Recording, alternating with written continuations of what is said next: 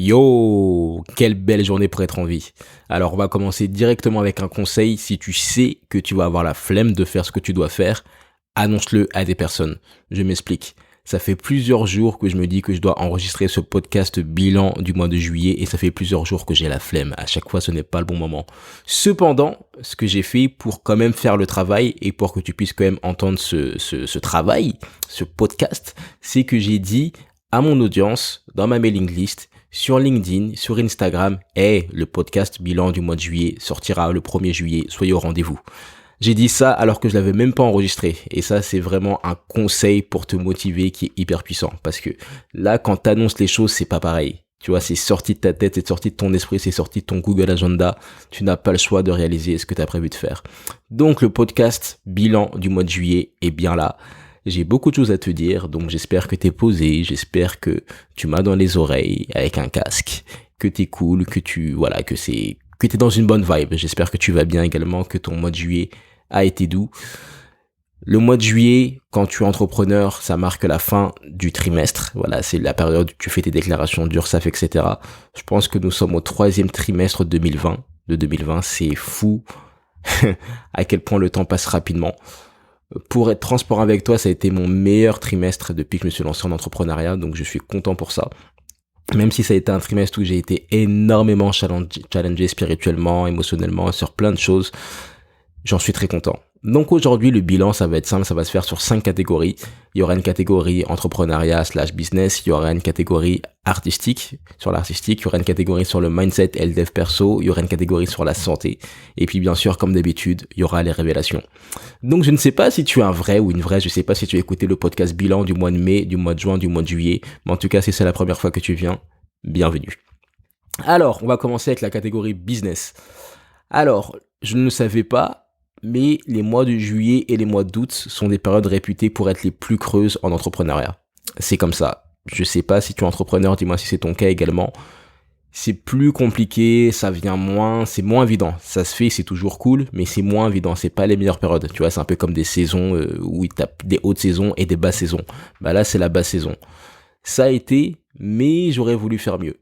Alors j'ai failli louer un bureau genre d'entreprise pour travailler au Mans, parce que là je suis au Mans depuis un mois, voilà, et je m'étais dit voilà, j'ai un bureau, comme ça je vais pouvoir être bien concentré, etc. Mais j'ai passé 3 heures dans le bureau, j'étais seul, il n'y avait pas de meubles, j'étais juste avec mon bureau et ma chaise dans une tour où il y avait personne d'autre que moi, et ça m'a fait déprimer, je me suis dit waouh, c'est tellement pas la vision, c'est tellement pas ça que j'aspire. Donc je devais signer le contrat le lendemain, j'ai dit au gars finalement j'ai changé d'avis. Ça me désespérait tellement de devoir me déplacer pour bosser dans un endroit qui est vide et dans un endroit qui me ressemble pas. Donc une leçon déjà qu'on pourrait tirer, c'est essayer de ne pas aller contre ta nature. Il y a des choses où il faut sortir de sa zone de confort, où il faut sortir de sa nature, de son être en quelque sorte, mais pour certaines choses, quand il s'agit d'être productif, faut pas trop sortir de sa nature. Il y a un juste milieu à trouver. Voilà, donc le mois de juillet, ça a également marqué la fin de plusieurs coachings, des coachings de 6 mois, donc ça c'est cool, c'est un nouveau cycle et je suis hyper content. Franchement, faire du coaching en ligne, c'est une bénédiction, c'est trop bien, t'apportes vraiment de la valeur, c'est cool, c'est détente, tu crées une véritable relation avec les personnes que t'aides. Donc si t'as une compétence, si t'as une expertise, si t'as quelque chose que tu peux apporter à quelqu'un d'autre, franchement, je ne peux que te recommander de faire des coachings en ligne. Voilà, faut bien commencer quelque part. Tu commences là où tu es et tu verras, ça va changer ta vie. Voilà, on me demande souvent si je conseille de commencer par des coachings en ligne ou par des formations. Franchement, si tu n'as jamais rien vendu ou si tu commences ou si tu tâtes le terrain, commence par du consulting, commence par du coaching. La vente de formation en ligne, c'est quand tu as déjà quelque chose de bien rodé. Donc, un autre point sur le business que j'ai trouvé cool, c'est que j'ai enfin réussi à terminer mon site internet. Alors, je ne sais pas si je t'en avais parlé, mais j'ai changé d'hébergeur de site internet. Avant, j'étais chez Shopify. Maintenant, je suis chez... oh là là, j'oublie, c'est terrible. Chez System.io. Alors, ça a été compliqué parce qu'il a fallu faire une migration. Ça fait plus de 2-3 ans que j'étais sur Shopify. Il a fallu tout changer, apprendre System.io, etc. Ça a été dur. J'ai dû appeler plusieurs fois le service client. Mais en tout cas, ça m'a montré que les services clients, ça fait vraiment la différence. Ça peut vraiment catapulter une entreprise. la façon dont tu communiques avec les personnes avec lesquelles tu travailles, avec tes clients, avec tes prospects. Ça, c'est vraiment un truc que j'ai appris. Le service client de Google, il est incroyable. Le service client de System.io est incroyable. Celui de GoDaddy aussi, il est cool. Bon, il est moins bien, t'attends plus longtemps. Mais non, vraiment, mention particulière au service client de Google et celui de System.io. Franchement, tu peux aller les yeux fermés verser ces solutions, même si tu as un souci, ce sera débloqué. Tu auras toujours une personne humaine qui te comprendra, qui prendra le temps de t'écouter et qui solutionnera ton problème. Voilà, ça c'était pour la partie business. Alors, bon, si tu as écouté le podcast du mois dernier, tu sais que d'habitude, je mets une couverture sur moi pour qu'il y ait un son qui soit vraiment propre, que cristallin, correct, etc. Mais là, elle fait tellement chaud que j'ai oublié de la mettre. Donc, j'espère que tu vas quand même kiffer l'expérience. Deuxième point, deuxième catégorie, la catégorie artistique. Alors, j'ai pas grand chose à te dire parce que je travaille sur des projets, j'ai plus trop envie de communiquer de la même manière, j'ai plus trop envie de teaser à fond, de montrer directement ce que je fais. Là, j'ai vraiment envie juste de travailler, de créer, de me tromper, de faire des choses nulles et voilà, après de venir, je sais pas dans combien de temps ce sera, mais avec quelque chose d'un peu plus construit, d'un peu plus préparé, pensé et surtout différent. La chose que j'ai énormément étudiée ce mois-ci, c'est l'interprétation. J'ai vraiment compris l'importance de l'interprétation. C'est pas la manière dont tu joues d'un instrument, c'est pas la manière dont tu chantes, c'est pas la manière dont tu danses, c'est vraiment l'interprétation qui va faire la différence, qui va faire que ton public, ton audience va ressentir quelque chose, qu'il va y avoir des émotions qui vont circuler et que les personnes vont s'en rappeler toute leur vie. Donc j'ai étudié des artistes comme Brel, comme Stromae, comme Christine and the Queens, comme Michael. J'ai parlé à des danseurs, j'ai parlé à des chanteurs, j'ai parlé à plusieurs personnes pour vraiment comprendre un peu plus ce que c'est l'interprétation. J'ai aussi loué une salle de répétition. Donc comme je t'ai dit là, j'ai passé beaucoup de temps au Mans. Et c'est fou parce que au Mans, tout est moins cher qu'à Paris, du moins en termes de musique. La salle de répétition, je l'ai payé 3 € de l'heure. Je me rappelle que quand je devais faire mes concerts, je les organisais, les salles de répétition, c'était en moyenne 20 € de l'heure. Et ça va, tu vois, c'est pas un prix de fou non plus. Là, j'avais des grosses salles de répétition pour 3 € de l'heure. Donc, si t'es artiste, ou même si t'es entrepreneur, que tu veux organiser des événements ou des choses, je te recommanderais vivement de peut-être pas faire une trop grosse fixette sur Paris, d'aller voir un peu ce qui se fait ailleurs. Le Mans, c'est à 45 minutes de Paris, ou 1 heure, je sais plus. À 1 heure, tu peux faire des très très très bons deals et tu peux créer de nouvelles expériences. Donc, ça peut être intéressant. Voilà pour le point de vue artistique. J'espère pouvoir te proposer des choses très rapidement, mais en tout cas, je suis toujours dans mon process, mes routines, tous les jours.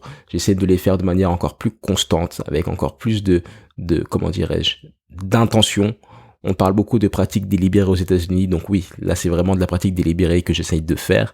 Donc le concept de pratique délibérée, si tu ne connais pas, c'est plutôt que de te dire ouais je vais danser ou je vais pratiquer la guitare ou aujourd'hui je bosse sur mon business, c'est te dire ok non pendant une semaine là je pratique pas juste la guitare, je vais pratiquer juste comment je joue l'accord de do.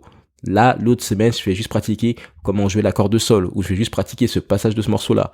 Ou par exemple, pour la danse, ça va être de se dire, ok, là, cette semaine, je travaille juste sur ce pas, sur cet enchaînement, sur cette démarche, sur ce déplacement. Et en fait, quand tu fais tes pratiques comme ça aussi vraiment décomposées, tu progresses tellement plus vite et t'as beaucoup plus de maîtrise sur ce que tu fais. Et c'était Bruce Lee qui disait que il a plus peur d'un homme qui a pratiqué 1000 fois un seul mouvement plutôt que d'un homme qui a pratiqué 1000 fois 1000 mouvements différents. Voilà, à peu près. Ou c'est plutôt, ou pour être plus percutant, ce serait plutôt un homme qui a fait 1000 mouvements différents. Une fois. Voilà, ce serait plus juste comme ça. Donc c'est vraiment ce que j'essaie de faire, de pratiquer, répéter. J'ai aussi appris beaucoup de choses sur l'arrangement, comme d'habitude, mais ça je t'en parlerai plus tard. La troisième catégorie pour ce podcast bilan du mois de juillet, où je suis en train de crever de chaud comme d'habitude, c'est la catégorie mindset et développement personnel. Donc comme d'habitude, ce mois-ci, j'ai continué à traquer combien je dépensais, combien je gagnais, ce que je faisais de mon temps, à qui je parlais, combien d'heures j'ai passé à faire X, combien d'heures j'ai passé à faire Y. Alors ça fait vraiment la différence parce que ça te permet d'être vraiment conscient de là où tu investis ton temps. Et j'insiste vraiment sur le mot investir ton temps, comme tu investirais de l'argent. Donc je continue à traquer pour faire encore mieux.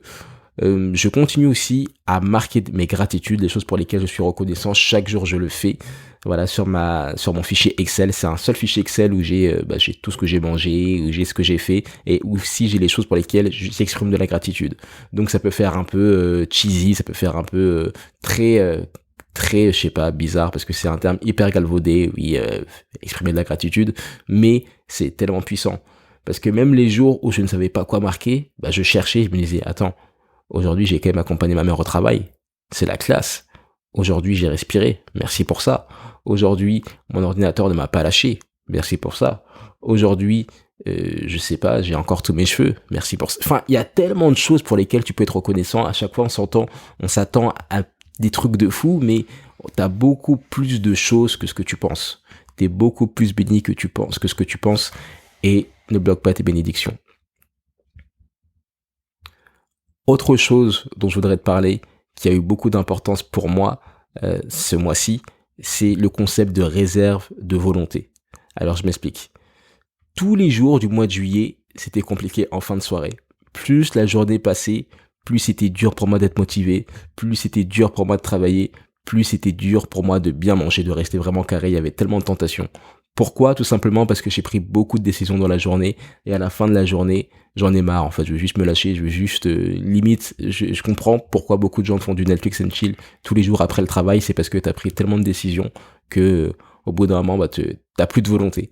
Donc ça, c'est vraiment quelque chose qu'il faut essayer de maîtriser, et c'est pour ça que c'est tellement important de faire les choses qui sont majeures pour ton activité, pour ton business, pour toi, pour ta vie, en début de journée. Pourquoi? Parce que c'est le moment où tu as le plus de volonté, tu es reposé, ça fait vraiment vraiment la différence. Donc c'est pour ça maintenant que je m'attache à vraiment faire tout ce qui est lié à la musique, tout ce qui est lié au sport, à la santé, à la méditation le matin, parce qu'il y avait des moments où j'ai essayé de le faire un peu l'après-midi ou le soir quand j'ai fini ma journée, mais ça devient de plus en plus dur. Voilà. J'ai aussi investi du temps en apprentissage. Ouais, ça, c'est vraiment quelque chose où je me suis dit, ok, il faut que je prenne le temps chaque jour d'apprendre, à apprendre constamment. Donc là, tout simplement, ce que j'ai fait, c'est que j'ai appris beaucoup en musique. Donc j'ai juste regardé des musiciens comme Jacob Collier, par exemple, dont je parle beaucoup sur Instagram, composer des morceaux. Donc ils sont dans leur studio, et pendant 1 heure, 2 heures, 3 heures, ils t'expliquent chaque piste après chaque piste, chaque instrument après chaque instrument, comment est-ce qu'ils ont composé le morceau, comment l'idée leur est venue, et j'apprends tellement de choses. Je suis peut-être allongé sur mon lit, en train de m'endormir, de somnoler, mais j'apprends tellement de choses. Donc ça, c'est quelque chose que je pourrais te recommander de faire également, c'est que tu peux travailler de manière passive. T'es pas tout le temps obligé d'être assis ou assis sur une chaise de bureau avec tes lunettes, bien habillé, propre sur toi pour apprendre des choses. T'es pas obligé de te déplacer, t'es pas obligé de bouger pour apprendre des choses. Tu peux très bien être allongé et regarder quelqu'un qui fait quelque chose qui est en accord avec ce que tu veux faire, tout simplement. Voilà. Une autre chose à laquelle j'ai accordé beaucoup d'importance ce mois-ci, c'est le one thing. One thing, ou la chose essentielle. Alors one thing, c'est un concept qui a été développé par Gary Keller, qui est un conférencier, il me semble, et chef d'entreprise américain. Il a écrit le livre The One Thing. Bon, tu m'excuseras l'accent, je sais pas si on dit thing ou thing, t'as qu'à me le dire. Thing ou thing? Écris-moi. Quelque part sur Instagram ou LinkedIn, dis-le moi. Et en gros, le livre se résume tout simplement à se concentrer sur l'essentiel. Et pour trouver la chose essentielle que tu dois faire pour atteindre ton objectif, il recommande de poser cette question qui est: quelle est la chose essentielle que je peux faire pour X, nanana, et qui rendra toutes les autres inutiles, tu vois. Et ça, c'est hyper puissant. C'est-à-dire que, par exemple, si tu veux faire plus d'argent, tu vas te dire, ok, quelle est la chose essentielle que je peux faire aujourd'hui qui rendra toutes les autres choses inutiles? Si tu veux devenir un meilleur musicien, un meilleur guitariste, qu'est-ce que je peux faire aujourd'hui? Quelle est la chose essentielle, la seule chose qui me permettra de vraiment avancer? Et ça, c'est quelque chose que j'ai essayé de me poser tous les jours, peu importe ce que je faisais. Quelle est la chose que je peux faire aujourd'hui pour aider ma maman? Quelle est la chose essentielle que je peux faire pour terminer ce morceau? Quelle est la chose essentielle que je peux faire pour clôturer la vente avec ce client? Bam! Et ça fait la différence. Ça t'évite de te disperser, ça t'évite de faire 1 milliard de trucs, parce qu'encore une fois, notre temps est limité, les journées sont limitées, et je sais pas toi, mais je suis choqué que nous soyons déjà au mois d'août. Je comprends pas. Moi, je me revois en décembre, m'endormir le 31 décembre, comme d'habitude, avant minuit, et à me dire, ah, ça y est, on est en janvier 2020. J'arrive pas à croire que nous sommes en août. Donc le temps passe très très très vite et j'ai l'impression que plus les années passent, plus le temps passe vite. Donc quand tu essayes de te concentrer sur la chose essentielle et que chaque jour tu te poses cette question, quelle est la chose essentielle que je peux faire pour nanana, t'avances beaucoup plus vite et t'avances beaucoup plus loin. Ok? Voilà ce que j'ai appris en termes de mindset et de dev perso. La troisième ou quatrième catégorie plutôt, quatrième catégorie dont je voudrais te parler, c'est la catégorie santé. Alors, c'est drôle que je parle de santé, mais si j'accorde autant d'importance à ma santé et que chaque jour j'en accorde davantage, c'est parce que j'ai compris que tu pouvais pas avancer si tu étais en mauvaise santé. Je l'ai vu, je l'ai vécu autour de moi, tu ne peux pas faire grand chose, c'est très très très très compliqué.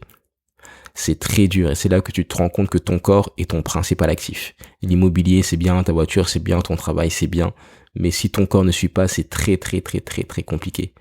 Et déjà qu'il y a beaucoup de pollution, déjà qu'il y a l'air enfin il y a plein de choses bizarres à l'extérieur. Si toi-même à l'intérieur tu fais pas attention, ça risque d'être très compliqué. Ce sera peut-être pas compliqué maintenant, mais peut-être dans 10 ans, dans 15 ans. Et puisque toi et moi nous avons pour but d'agir dans la postérité, qu'on a la vision et qu'on veut tenir longtemps, eh ben, il faut que nous soyons en santé le plus longtemps possible. Donc là, ce que j'ai énormément fait, c'est que j'ai pris beaucoup d'antioxydants. J'ai pris l'habitude tous les matins de boire du jus vert et ce qui est top, bouge pas Yann, je suis en train d'enregistrer. Si tu bouges, on entend. Et ce qui est top, c'est que j'ai pris l'habitude de boire beaucoup de jus vert, beaucoup d'antioxydants et chaque jour, mes jus verts étaient meilleurs. Chaque jour. Et ça, c'est vraiment une belle métaphore de la vie et de l'importance de la pratique aussi, délibérée. Ok, j'améliore mon jus vert, j'améliore mes ingrédients. Ça fait vraiment, vraiment la différence. Donc, je me passionne vraiment pour la nutrition, pour son importance, parce que je me rends compte que c'est vraiment ce qui va me permettre, entre autres, de réaliser ce que je veux faire. Voilà. Je terminerai ce podcast en te parlant de quelques révélations que j'ai eues ce mois-ci. Donc, le mot révélation est fort, c'est un très gros mot, mais c'est vraiment les choses que j'ai réalisées. Alors, la première chose que j'ai réalisée, c'est l'importance d'acheter le temps. Acheter le temps, ça c'est un vrai concept, t'achètes le temps. Je te l'ai dit tout à l'heure, notre temps est limité, on manquera toujours de temps, on pourra jamais tout accomplir, ce n'est pas possible. Même des personnes qui ont accompli beaucoup de choses sont parties de ce monde en ayant encore plein d'autres choses encore plus folles à accomplir. Donc faut faire le maximum pour acheter le temps. Moi, comme je te l'ai dit, je traque tout ce que je fais et je me suis rendu compte que je passais beaucoup trop de temps à aller faire les courses. Et c'est cool de faire les courses, hein, mais au bout d'un moment, c'est pas la vision, tu vois. Je suis pas personal shopper, donc aller prendre ta voiture, aller je sais pas où, te garer, chercher dans les rayons, d'autant plus que moi je bouge, tu vois, donc les magasins tu ne les connais pas, chercher dans les rayons, puis rentrer, et nanana, bah t'as l'impression que c'est pas tant de temps que ça, mais en vérité si c'est plus de 45 minutes, c'est beaucoup de temps. Même si c'est plus de 15 minutes, c'est beaucoup de temps parce qu'en 15 minutes, tu peux écrire une chanson, en 15 minutes, tu peux faire une très bonne séance de sport, en 15 minutes, tu peux faire un bébé si tu veux. Enfin bref, il y a plein de choses que tu peux faire en 15 minutes, donc achète le temps. Par exemple, là, ce que je vais essayer de mettre en place quand je bougerai un peu moins, c'est de faire mes courses sur Internet. Ça fait des années que ça existe. Je sais que ça existe depuis que je suis tout petit, mais je le fais jamais. Là, je vais vraiment essayer de le faire parce que je pense que ça va me faire gagner beaucoup de temps. Comment est-ce que tu peux acheter ton temps? C'est en embauchant des personnes. Ce mois-ci, j'ai encore embauché des freelances, des prestataires pour certains services. Mais ça, je t'en parlerai plus tard. Ça peut être aussi tout simplement, je sais pas, de prendre une femme de ménage. Si le ménage, c'est pas là où tu as le plus de valeur à apporter, ça peut être un très bon investissement d'acheter ce temps pour que quelqu'un te le fasse si tu peux. Enfin bref, donc ça c'est vraiment le concept que je vais essayer d'appliquer, c'est d'acheter le temps pour avoir encore plus de temps. Là, tu cherches plus à gagner de l'argent, tu cherches à gagner du temps. La vision. Alors, autre chose que j'ai réalisé, une autre révélation, c'est que vraiment, tout est possible. Alors, moi, je me disais toujours, ouais, mais lui, il a réussi à faire ça, elle a réussi à faire ça. Mais là, je me rends compte qu'en fait, ces personnes, ce sont des personnes qui sont humaines. Tu vois, moi, je connais quelques célébrités, des personnes qui sont assez connues, et quand t'es avec elles, pour certaines du moins, bah, tu te rends compte que ce sont des personnes, tout comme toi, qui ont des insécurités, qui ont des doutes, qui ont des défauts, qui ont des qualités. Donc, si elles ont pu réussir à accomplir certaines choses qui nous paraissent grandioses, tu peux faire de même et tu peux même faire plus. Et ça, c'est vraiment un truc que j'ai compris. Donc maintenant, j'ai un autre rapport à la célébrité, j'ai un autre rapport à la réussite de l'entreprise et tout. Je me dis juste, tout est possible. Tout est possible. Et ça, c'est vraiment un truc avec lequel j'aimerais te laisser, c'est la vision. Tout est possible. Si tu peux le voir, c'est que tu peux le réaliser, comme disait l'autre, Walt Disney. L'autre, c'est pas cool pour lui. Une autre révélation, c'est que j'ai eue, c'est que voyager n'est pas bon pour les affaires et pour la santé. Ce n'est vraiment pas bon. Ça, je l'ai appris avec des artistes qui sont autour de moi qui me disent qu'à la fin de certaines tournées, ils sont crevés, ou même de certains entrepreneurs qui font des conférences qui me disent qu'ils sont crevés. Mais même moi, à ma simple échelle, le fait de bouger souvent, je le fais moins qu'auparavant, mais le fait de bouger, tu te rends compte que c'est pas bon pour ce que tu veux faire. C'est pas bon pour ta routine, c'est pas bon si tu veux bien manger, c'est pas bon si tu veux faire du sport, parce qu'à chaque fois, tu dois te réadapter, la culture change, ton logement change, la température change, tes habitudes changent, tes repères changent, et du coup, tu perds beaucoup de temps à prendre des repères. Et en fait, quand tu essaies de faire grandir quelque chose, c'est pas bon de chercher à reprendre des repères toutes les semaines. Donc là, c'est quelque chose que je vais essayer de faire prochainement, qui m'a été inspiré par Sam Ovens, c'est de prendre des vacances ou des moments pour me déplacer tous les 90 jours. Voilà, j'organise ça bien, j'achète le billet à l'avance, pas le jour même comme je le fais d'habitude, et je me déplace, je profite au maximum, je sais que c'est prévu, je sais que là, j'ai pas beaucoup travaillé, que je serai pas productif, mais surtout, c'est prévu, c'est surtout ça le plus important, c'est que c'est prévu, c'est que c'est anticipé.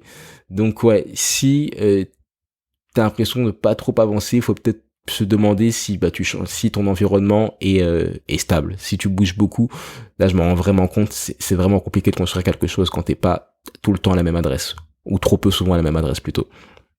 Une autre chose que j'ai eu comme révélation, c'est l'importance de prendre soin de ce que tu as déjà. Ça, je m'en suis vraiment rendu compte. J'étais en mode, ouais, mais il me faut une telle guitare électrique, il me faut ça, il me faut ci. Mais je me disais, et là, je me suis rendu compte plutôt que, mais attends, mais déjà, cette guitare, je dois changer les cordes depuis 6 mois, je l'ai toujours pas fait. Mon ordinateur, il prend la poussière, faut que je la retire depuis 3 jours, je l'ai toujours pas fait. Il y a ça que je dois faire, que j'ai toujours pas fait. Et là, tu te rends compte que, tu veux d'autres choses, mais tu prends pas hyper soin ou pas soin au maximum que tu pourrais des choses que tu as déjà. Et ça, quand tu comprends ça et que tu te rends compte que tu as déjà beaucoup de bénédictions, que tu as déjà beaucoup de possessions, ça change tout. Donc ça, c'est vraiment quelque chose que je voudrais partager avec toi. Une autre révélation que j'ai eue en juillet, c'est de prendre soin de ce que tu as déjà, de chérir déjà ce que tu as déjà, de faire en sorte de le garder le plus longtemps possible. Dernière révélation de ce mois de juillet, c'est le fait d'investir dans tes amitiés. Ça, c'est un vrai concept. Investir dans tes amitiés. On est tout le temps là à acheter les livres des autres, à aller au concert de Beyoncé, de Prince, bref, t'as compris, ou de je ne sais pas qui. Mais quand il y a un ami qui demande une cagnotte, c'est plus compliqué. Quand il faut lire les livres des amis, c'est plus compliqué. Alors que ça devrait être l'inverse, c'est eux qui ont besoin de nous. Donc ça, c'est vraiment quelque chose que j'ai essayé de faire ce mois-ci, c'est d'investir dans les projets de mes amis. D'acheter le livre d'une amie, de participer à la cagnotte d'une amie qui veut s'acheter X choses. Bref, ce genre d'investissement, ça fait tellement la différence. Et voilà, investir dans tes amitiés, investir dans ton temps, investir dans ton matériel, investir dans ta santé, ça revient toujours à l'importance de miser sur soi. J'espère que ce contenu t'a plu. Une ressource qui m'a énormément aidé, je te la balance, tu la connais peut-être déjà si t'es abonné au Mail de la Vision, mais c'est Freedom, c'est une application, c'est un site internet également, c'est freedom.io, il me semble, Freedom comme la liberté, ou comme la chanson de Freedom, Freedom, Freedom, enfin bref, d'Aretha Franklin. Tu m'excuseras, t'étais pas prêt pour ça, t'étais pas prêt pour ça, pour que je chante, désolé pour tes oreilles. Donc c'est une application qui te permet de bloquer l'accès à certains sites internet pendant une période choisie.